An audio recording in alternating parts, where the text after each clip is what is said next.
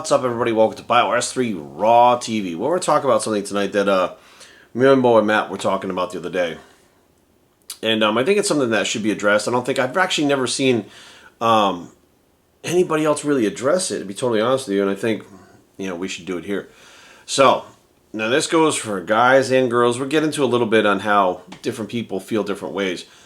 But, so I was talking to my boy Matt, and we're talking about how, if anybody's ever competed before, this video is going to be for you. If you've never competed before and you're thinking about competing, this video is for you.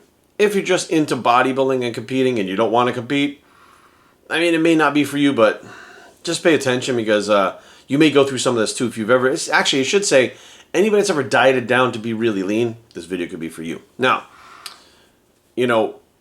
as we decide we're going to compete, do a transformation, do a challenge, whatever the case may be, and we diet down to very low levels of body fat. It doesn't matter if you're competing or doing transformation or whatever the case may be, or you're just doing it to take photos for, a lot of people diet down for photo shoots.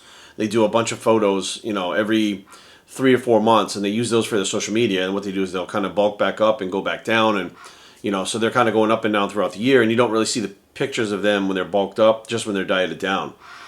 And I actually knew a girl that she only put up pictures of herself, in contest prep. And when you saw her in person, you were like, you couldn't even believe it was the same girl. But she only took pictures to put up on her social media and stuff during contest prep. So she kind of looked like this certain way all the time, and she didn't look like that all the time. Now, we know from experience, if you've been a competitor or whatever the case may be, if you've been involved in this for long enough, you can't stay in competition shape year-round. You can, but it eventually wears on you to the point where either your immune system takes a hit and you wind up getting sick, or you wind up getting injured because your body's constantly depleted. You're constantly pulling back on the carbs, increasing the cardio. Your body gets depleted and then it gets injury prone. So you basically have no choice except to diet down for a show or pictures or whatever, then come back up a little bit of body fat. Now, you don't have to get fat, right? But you come back up a certain degree. Let's say, we'll put it mildly. Let's say you do a show or whatever and you come up and you're 10 pounds heavier, right? Your post-show is 10 pounds. You did your reverse diet right. You're 10 pounds heavier. Now, I would say that's a win. Right? If you wind up in your off-season only 10 pounds heavier than your contest weight and you feel good, I consider that a win. But when you first get down to that lean level and you look in the mirror and your clothes fit a certain way, and let's be real, when you're lean, your best clothing you can wear is fucking naked. You look fucking awesome naked. Either you have to wear tight-ass clothes, form-fitting shit, or naked. You put something on like I'm wearing now, it's like a baggy shirt, and you just look like you're swimming in it. You look like shit. You look like a little skinny person, right?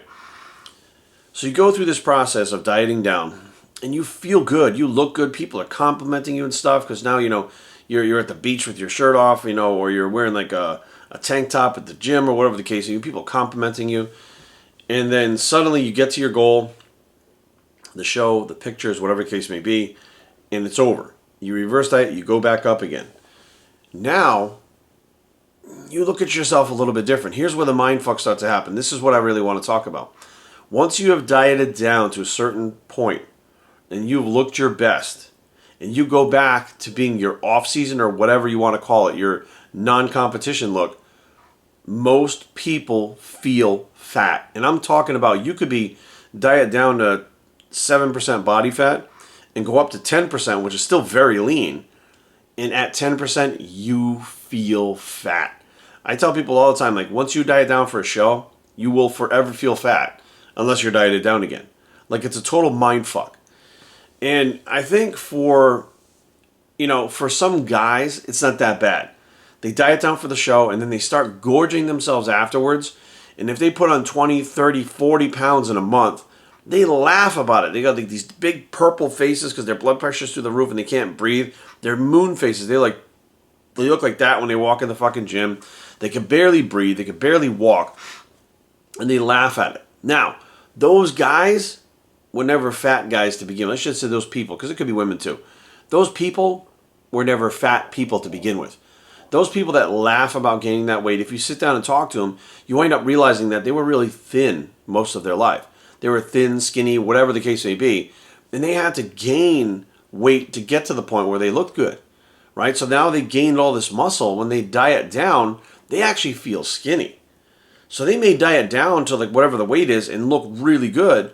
But in their heads, because they started out at a certain weight, even though it's a totally different look now, they go back down to a certain weight, they feel skinny. When they go bulk back up, they feel strong and they feel big. So those people actually like the fact that they smooth out almost immediately. Like they'll be shredded on Saturday. By Tuesday, they're completely smoothed out. Let's say by Sunday, Monday, they could be looking pretty good. By Tuesday, Wednesday, it's starting to smooth out. And if you keep pushing those calories in that food and junk like that, by Friday, you're going to be a lot smoother. You're going to look a lot fatter, even though it's mostly all water. Now, the people that had to start out, I don't want to say fatter or fat, out of shape, whatever the case may be, and they diet down, they actually feel good at that lower body weight. They feel good about themselves, feel good about the way they look. Like it's a plus for them to be down there at that lower body weight, feeling and looking thinner. And when they go back up in the off season, right, because nobody told them this, nobody was able to explain to them that you're going to go down and you're going to look amazing. You may not feel the best because you're depleted, but you're going to look amazing. But remember, if you try to maintain that, eventually you're going to get hurt. You won't be able to. You can do it for a period of time, but eventually, being neurotic about it is going to catch up to you. So you got to go back up to a healthy level to be able to train, to improve, to come back again the next year or the year after, whatever the case may be, and do better based on whatever weaknesses you had to try to change that and bring those up. So it's part of the process, but you shouldn't feel fat because you put on some fat, but you put on some weight after your show that is a normal walk around weight that you can actually train with all year round, right? It just becomes this mental game of, well, I'm dieting down. When I finally get down to where I need to be, I feel skinny, I feel thin, but then I take my shirt off and I look great. I feel like, a superhero because I look, I got a great taper and everything is fucking lean and popping and fucking round. And then you go back the opposite way. So you feel like shit when you're dieted down. You go back the opposite way. You start to feel a little bit better for a little while. Then you start to feel fat. Like you look in the mirror with the shirt on, which is the opposite of like when you were like thinner or smaller or dieted down. And with the shirt on, you're like, yeah, filling the shirt out. Yeah, awesome. Like sleeves are getting tighter, shoulders are getting tighter, traps are getting tighter. Yeah, this is awesome. Then you go to get in the shower that night and you pull your shirt off and look in the mirror. You want to put the shirt back on because you look better with the shirt on. So like pre-contest, you're going to look better with the shirt off. Off-season, you look better with it on. Now that's two very distinct different things. And, mentally, some people are not ready for that. Some people are comfortable with body fat being a little higher because they were thinner when they were younger. Other people are more comfortable with being leaner because they were fatter when they were younger. But realistically, when you're doing, competition sports like bodybuilding, bikini, whatever the case may be, you're going to have those up and downs. You're going to have those up and downs in powerlifting. You're going to have those up and downs in, wrestling. If you're, a wrestler in school or something like that, you're going to have those up and downs.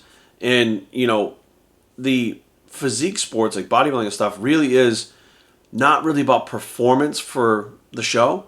The show, the competition, the pictures that you're doing for Instagram or whatever, it doesn't matter how strong you are. It doesn't matter how you perform. It matters how you look, right? Whereas like a wrestler or something like that, they're gaining and losing weight in school. It doesn't matter how they look. It's about how they perform. So we're in a very different way of thinking with the sport that we're in now, to where there's mental games. There's mind fucks going on left and right. It's like you have some people that can eat 1,000 grams of carbs to diet on. Some people have to eat 0. That's a mind fuck for some people. Some people that can't eat any carbs because they have some kind of sensitivity or their body just doesn't work well with carbs can't wrap their mind around how this guy can eat 1,000 grams of carbs. And this guy eating 1,000 grams of carbs can't wrap his mind around how this guy's eating 0 because he'd pass out and die if he ate less than 800 grams of carbs a day. So there's all these these differences that go on, and I think that people don't address them enough. And it is definitely body dysmorphia. There's bigorexia, there's anorexia, there's bulimia. I think they're all involved with what we do to a degree. Some people don't necessarily get the eating disorders, but they have the body dysmorphia. Some people don't get the body dysmorphia, but they have eating disorders. Some people get both. But I think that addressing it is understanding where it begins. And that's how you get past it, is you address it, you recognize it, and you label it. Like, I have this going on. And now that you're aware of it, you can work on that to try to get past it so you don't have that going on anymore. But, like I was talking to, my boy, you have to kind of get to the point where, you're not going to look contest ready year round. You're just not. And you want to, because once you get down there, you love the way you look. You hate what you have to do to get there, all the cardio and the dieting and stuff. But once you get there, you love it. And you're like, I would really love to look like this year round. And some people even start like, look, I'm not going back up. I'm just going to stay here. I've had, plenty of friends throughout the years say, oh, I'm just staying here. I'm never getting big again. I don't care. I don't need to gain muscle. I'm just stay here. And they push and push. And I've seen people go a year and a half, all fucking maintaining it. I myself did that before. I stayed like 5 to 8 pounds away from contest weight for over a year. I ate and trained and did cardio just like I was doing a show. We're talking about like a year and a half of doing double cardio sessions a day. My carbs were fairly low. I rotated my carbs. I carb cycled. My protein was high. I made sure I take all at that time, the contest drugs that I was taking. I took the contest drugs year round. I did everything like I was going to do a contest a year round. And it got to a point where my body didn't just stop responding. I started getting injuries. Like that was the beginning of how I started getting injuries because I was trying to push the envelope. So you can push the envelope trying to be too big, in which case let's be real. Heart attacks, strokes, you name it. These things can happen. Liver problems, kidney problems, all kinds of different things with your blood pressure.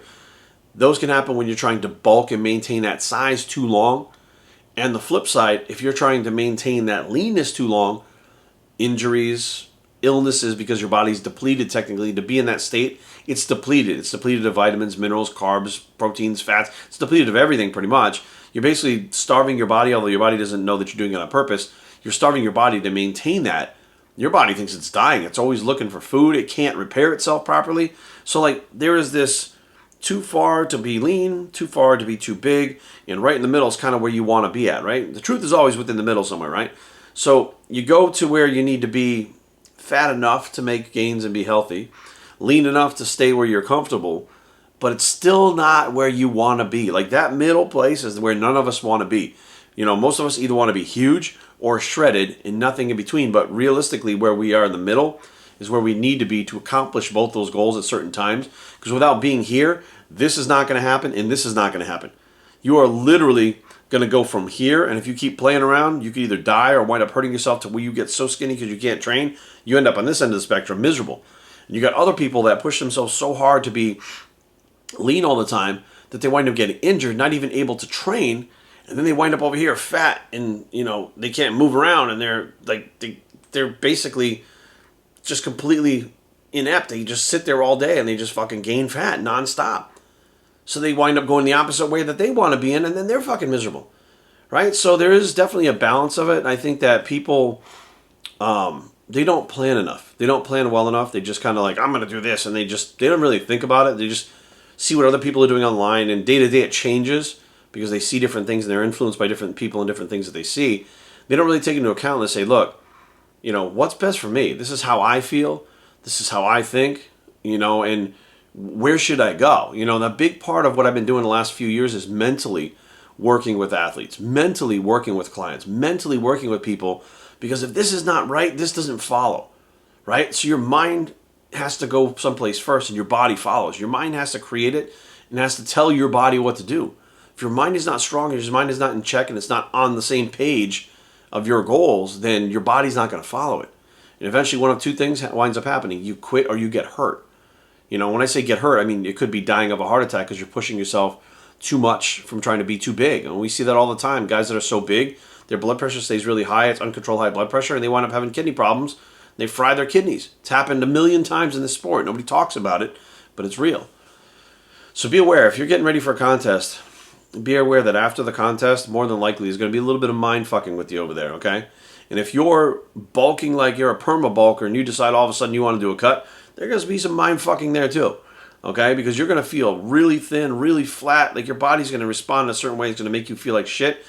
And just like those people that, if they're dieted down and they eat a bunch of garbage for a day, they're going to feel, their body's going to feel like absolute shit and respond a certain way to that. And they're going to feel fat just after a couple of meals. So realistically, you don't even have to see the fat or see that you're too skinny. You can feel it before it actually happens. And feeling it is more of a mind fuck than anything else because you don't see it yet. You feel fat, but you got shredded abs and your stomach is distended. You know what I mean? You feel thin, but you still got, 10 pounds left to go, right? But you feel skinny already. So be aware, guys, it's really about the mind. The mind controls the physique. The mind controls the body. And you have to master your mind first to get the most out of your physique, which I wish I understood that when I was younger. I wish I understood the mind controlled the whole thing, because I think, honestly, that was the missing key for so many people that didn't attain their goals. throughout my whole life that I watched not attain their goals, including myself, it came down to the mind and not the body. So make no mistake about it. The body's important, yes, but the mind is what controls everything. So learn how to, I don't want to say control your mind, but learn how to condition your mind, and your body will follow. BioStrength@gmail.com. Leave comments down below, but don't fight. BioStrength.com is a blog. It's the mind goes first, body follows, bicep, and we are out.